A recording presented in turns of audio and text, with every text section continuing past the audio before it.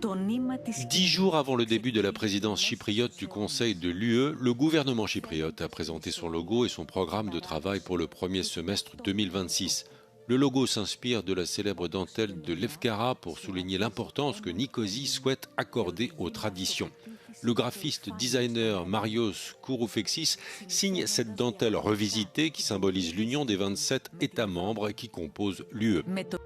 Le président chypriote Nikos Christodoulides répète avoir pour devise l'Union Chypre, dit-il, pour une union autonome, ouverte sur le monde et qui repose sur 5 piliers. Πρώτος πυλώνας είναι η αυτονομία μέσα από την ασφάλεια, την άμυνα και την ετοιμότητα. Ο δεύτερος πυλώνας αφορά την αυτονομία μέσα από την ανταγωνιστικότητα.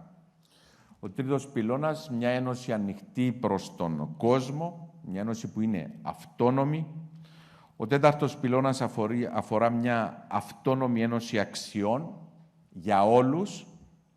Και ο πέμπτος πυλώνας, ένας προϋπολογισμός, ο οποίος πάντα χρειάζεται για να στηρίξει μια αυτόνομη Ευρωπαϊκή Ένωση. Chypre prend pour la deuxième fois la présidence du Conseil de l'UE, mais cette fois avec la guerre aux frontières de l'Union. Nouvelle série de frappes russes meurtrières sur l'Ukraine. Au cours des dernières 24 heures, Moscou a lancé près de 100 drones et missiles, dont 75 ont été abattus selon Kiev. 19 autres ont touché plusieurs régions du pays et fait au moins 4 morts et des dizaines de blessés. Les corps de 2 personnes ont été retrouvés samedi dans les décombres d'un immeuble d'habitation touché dans la ville d'Izium, dans la région de Kharkiv. La frappe a également fait 2 blessés selon le gouverneur de la région. Une personne a été tuée et 4 blessés dans la région orientale de Donetsk. 7 autres ont été blessés dans la région de Kherson. La région d'Odessa a aussi été particulièrement touchée. Ce samedi, le plus grand terminal d'huile végétale du pays, proche du port de Pivdeni, a été ravagé par un incendie causé par des frappes russes. Selon le président ukrainien Volodymyr Zelensky, la Russie a lancé environ 1300 attaques de drones au cours de la semaine écoulée. Des centaines de personnes se sont rassemblées sur la plage de Bondi à Sydney pour un dernier hommage aux victimes de la tuerie antisémite qui a eu lieu le 14 décembre dernier en pleine célébration de la fête juive de Hanouka. Une minute de silence a été observée à 18h47, l'heure exacte où l'attaque a débuté. Devant la plage, des centaines de bouquets de fleurs ont été déposés, parfois accompagnés de messages et de peluches en mémoire des disparus et des blessés. Le Premier ministre australien Anthony Albanese a déclaré qu'il se tenait aux côtés de la communauté juive. Le gouvernement fédéral a décrété un hommage national avec des drapeaux en berne dans tout le pays, y compris sur le pont du port de Sydney. 15 personnes ont été tuées dimanche dernier lors d'une attaque avec arme à feu sur cette plage emblématique de la ville australienne. 13 blessés sont toujours hospitalisés selon les autorités. L'un des 2 assaillants présumés a été retrouvé mort. Le deuxième a été inculpé pour meurtre et terrorisme.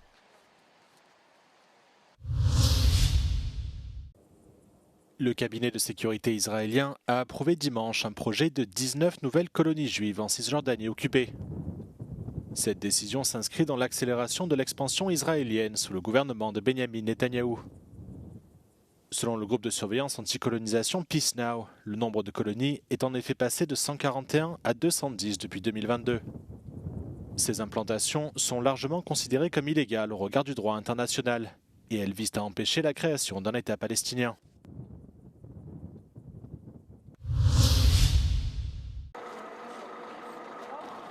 La Crète continue de subir une forte pression migratoire, des centaines de migrants étant arrivés sur l'île grecque en fin de semaine. 545 personnes entassées dans une embarcation de fortune ont été repérées près de Gavdos et secourues par les autorités portuaires grecques avec l'aide de l'agence Frontex. Elles ont été conduites vers différents ports de Crète, d'où elles seront amenées vers des centres d'accueil. Quelques heures plus tard, les gardes-côtes ont mené 2 autres opérations dans la nuit de vendredi à samedi, sauvant 62 personnes en mer, dont des femmes et un nourrisson. Près de 18 000 migrants sont déjà arrivés en Crète cette année, contre 5 000 l'an dernier. La plupart partent de Libye, que plus de 300 km séparent des côtes crétoises.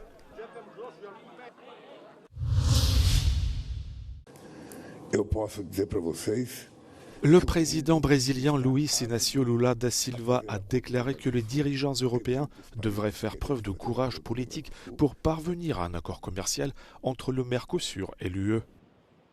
Lors d'une réunion avec le bloc sud-américain à Foz do Iguaçu au Brésil samedi, il a regretté le report de moins 3 semaines de la signature du traité qui, selon lui, aurait créé la plus grande zone de libre-échange au monde. Bruxelles a fait savoir vendredi que l'accord négocié depuis 26 ans pourrait être signé le 12 janvier. Le temps d'ultime tractation avec la France, qui bloque la signature pour protéger ses agriculteurs, mais aussi l'Italie, qui a exprimé des réticences. En cause, les normes agricoles et environnementales moins strictes au Brésil, en Argentine, en Uruguay, au Paraguay et en Bolivie. Le fait qu'on n'ait pas le droit d'utiliser certains... Le nouveau système d'entrée-sortie de l'UE provoque déjà des retards importants dans les aéroports, alors qu'il ne concerne que 10% des voyageurs éligibles. Les ressortissants de pays extérieurs à l'UE exemptés de visa doivent désormais soumettre leurs données biométriques à des guichets, ce qui entraîne des files d'attente pouvant aller jusqu'à 3 heures. Le Conseil international des aéroports d'Europe affirme que les délais de traitement des voyageurs concernés ont augmenté de 70% aux heures de pointe, en France, en Allemagne, en Italie et en Espagne. Des pannes, des bandes défectueuses et des pénuries de personnel ont entravé le déploiement du système depuis le mois d'octobre. Son seuil d'utilisation doit être porté de 10 à 35% en janvier et le système devrait être pleinement opérationnel d'ici avril 2026. Un calendrier ambitieux selon les professionnels du secteur, qui mettent en garde contre les risques de congestion et de sécurité si des mesures correctives ne sont pas prises d'urgence. Les statuettes dorées, récompense de la plus célèbre des cérémonies du cinéma américain, disent au revoir à la télévision. À partir de 2029, les Oscars seront diffusés sur la plateforme de streaming YouTube. Le clap de fin de la chaîne ABC, qui détenait les droits de diffusion depuis plus d'un demi-siècle, sera donné en 2028, à l'occasion de la 100e cérémonie des Oscars.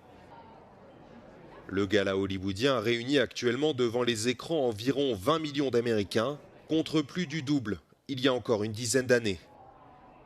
Avec le partenariat signé avec YouTube, plateforme détenue par Google, l'Académie des Oscars espère étoffer et rajeunir son audience. Un virage dans l'histoire de la télévision, du streaming, autant que pour celle d'Hollywood, longtemps réticent vis-à-vis des puissantes plateformes du numérique.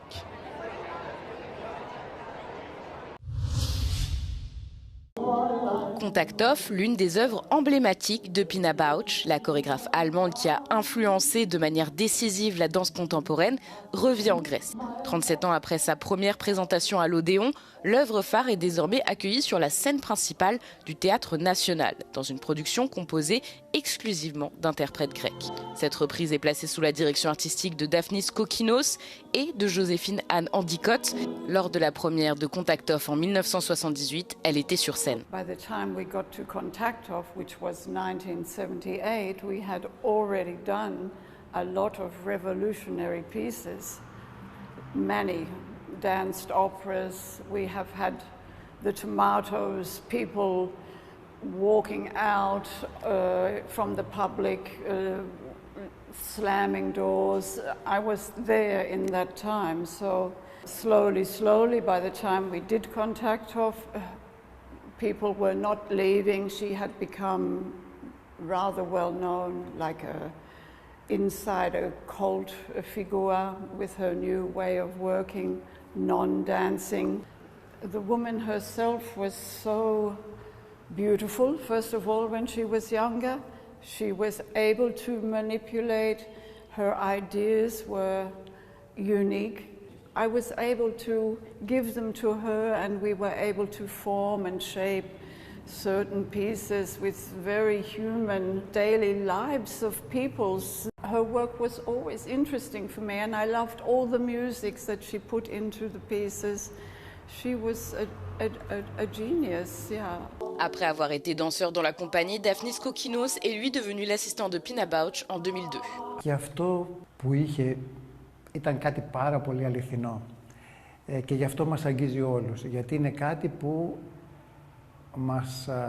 ανήκει σε όλους, κάτι που έχουμε όλοι κοινό. Και αυτή μπόρεσε να το κάνει χορό, να το κάνει κίνηση και να το βγάλει πάνω στη σκηνή. Είναι πράγματα που αγγίζουν όλους μας, είναι πράγματα που μας καίνε όλους μας, που σκεφτόμαστε. Με αυτά τα πράγματα ζούμε κάθε μέρα και αυτά τα πράγματα τα καθημερινά αυτή μπόρεσε και τα έφτιαξε έτσι που τα έφτιαξε να είναι πραγματικά τέχνη.